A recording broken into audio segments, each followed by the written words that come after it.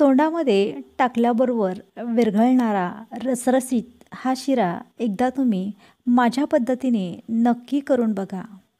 बघू शकता कोणताही रंग टाकला नाही, केसरसुद्धा वापरला नाही, तरीसुद्धा आपला शिरा छान असा मऊसूत आणि रसरशीत झाला आहे. बघितल्याबरोबरच खाण्याची इच्छा होते.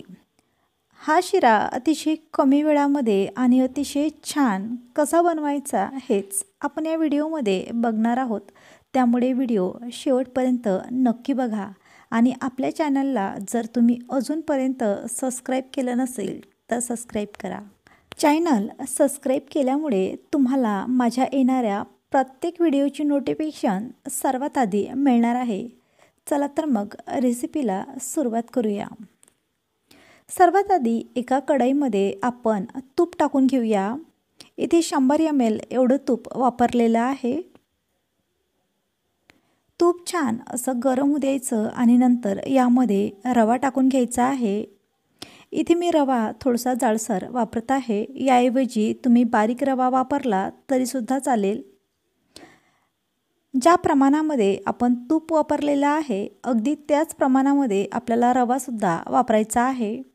हा रवा आपण या तुपामध्ये छान असा सुगंध सुटेपर्यंत भाजून घेऊया. रवा भाजत असताना गॅसची पॉवर अतिशय कमी ठेवायची आणि कमी पॉवरवर आपल्याला हा रवा या तुपामध्ये छान असा रंग येईपर्यंत भाजून घ्यायचा आहे. रवा एकीकडे भाजून होत आहे तोपर्यंत दुसऱ्या पातेल्यामध्ये आपण पाणी टाकून घेऊया.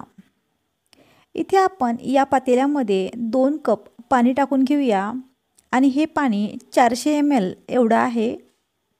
ज्या कपाने आपण रवा आणि तूप मोजून घेतला आहे तोच कप इथे वापरलेला आहे.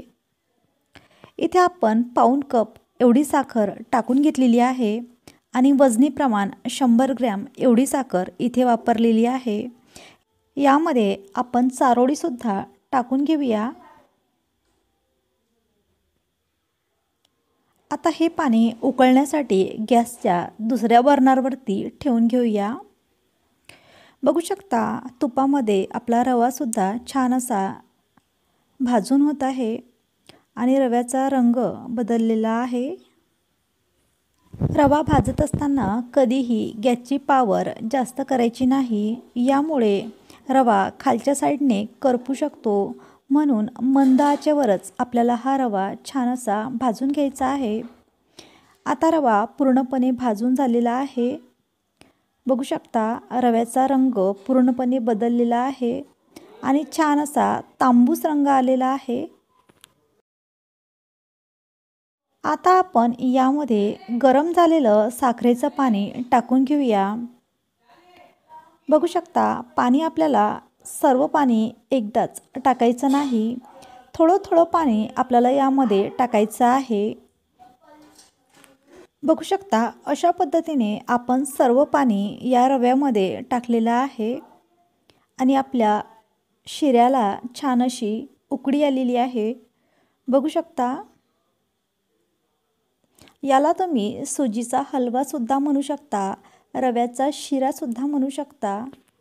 आपण वापरलेलं पाण्याचं प्रमाण अतिशय परफेक्ट आहे आणि यामुळेच आपला रवा छान असा फुलून येतो आणि यामुळेच आपला हलवा छान असा मऊ, लुसलुशीत आणि रसरशीत तयार होतो.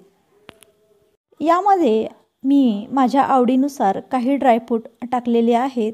तुम्हीसुद्धा तुमच्या आवडीनुसार यामध्ये ड्रायफ्रूट टाकून घेऊ शकता. बघू शकता यामध्ये केशर वापरलेलं नाही, कोणताही रंग वापरला नाही, तरीसुद्धा आपला हलवा छान असा तयार झाला आहे. बघताक्षणी कोणालाही खावीशी वाटणारी ही रेसिपी आहे. त्यामुळे तुम्ही हा हलवा एकदा नक्कीच बनवून बघा.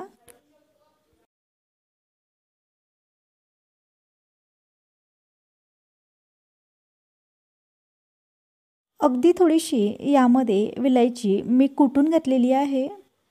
यामुळे या हलव्याला छान असा सुगंध येतो. तयार झाला आहे रव्याचा हलवा किंवा रव्याचा शिरा. तुम्हाला ही रेसिपी छान वाटली असेल तर लाईक करा, शेअर करा आणि आपल्या चॅनलला जर तुम्ही अजूनपर्यंत सबस्क्राईब केलं नसेल तर सबस्क्राईब करा.